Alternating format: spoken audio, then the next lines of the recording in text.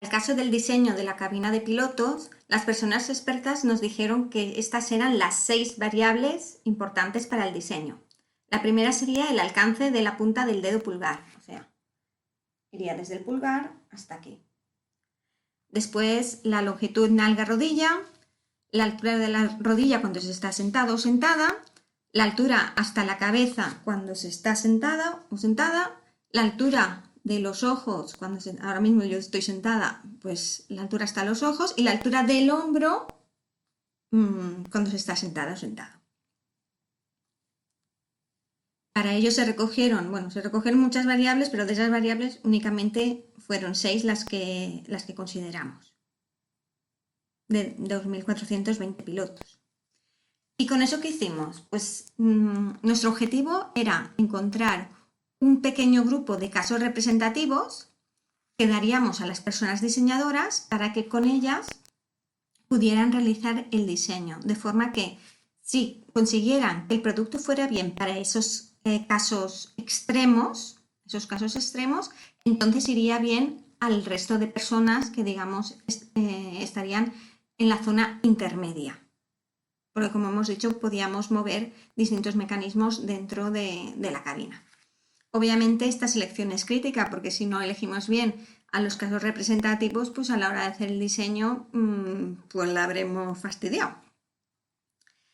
Entonces, una vez hecho el diseño, se construye un prototipo. Obviamente, si va bien a la primera, pues mejor. ¿Por qué? Pues porque hacer un prototipo también es muy costoso. Por ejemplo, un prototipo de coche cuesta entre 500.000 y $1.000.000. Y, por ejemplo, en el diseño de la cabina, pues también se utilizan pues, muchos individuos, alrededor de 30, para probarla. Entonces, pues si digamos, damos con los individuos que son difíciles de ajustar, los individuos extremos desde el principio, pues obviamente podremos reducir tanto tiempo y coste en el diseño y también pues, el número de individuos necesarios para después evaluar o testar el producto, en este caso la cabina.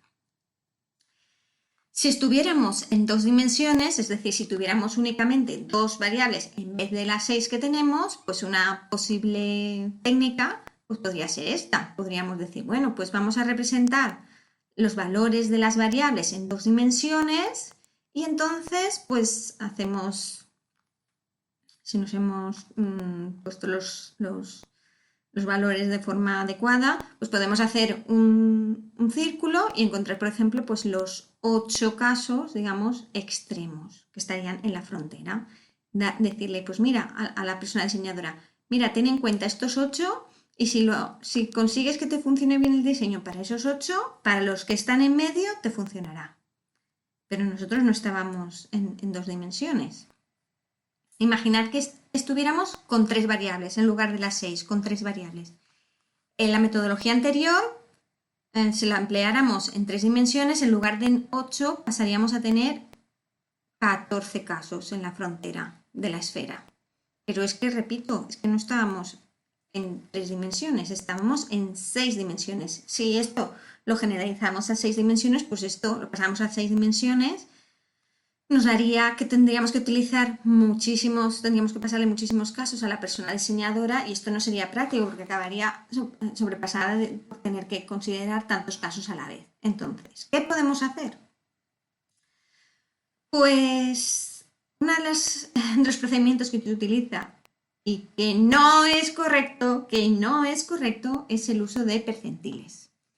Los percentiles, que se supone que se ven en la ESO, pues, y si no, a lo largo de la vida vuelven a salir, sobre todo si tienes hijos o hijas, pues, que aquí lo vemos con unas gráficas que suelen hacerse a los bebés, que van siguiendo ahí cómo van los percentiles en distintas medidas. Pues, ¿qué eran los percentiles?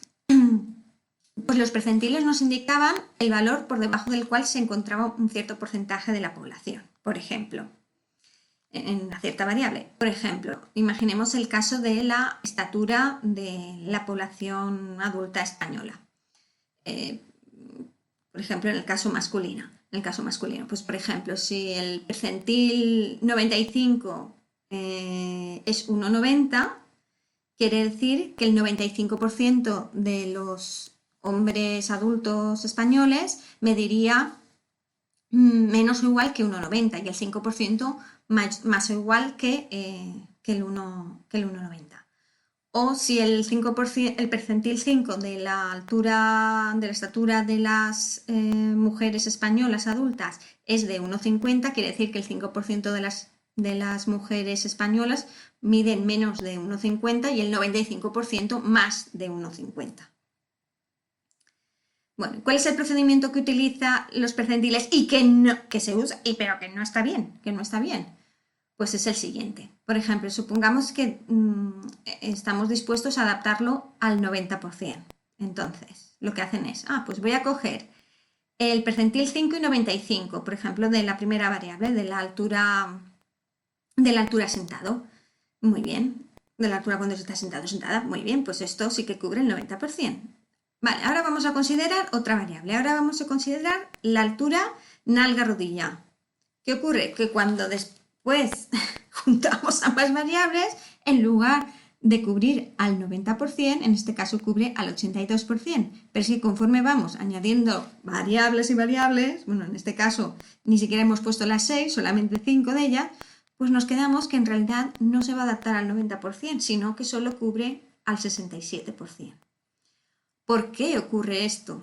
Esto, como digo, es incorrecto. Está mal, pero se ha hecho muchas veces, ¿eh?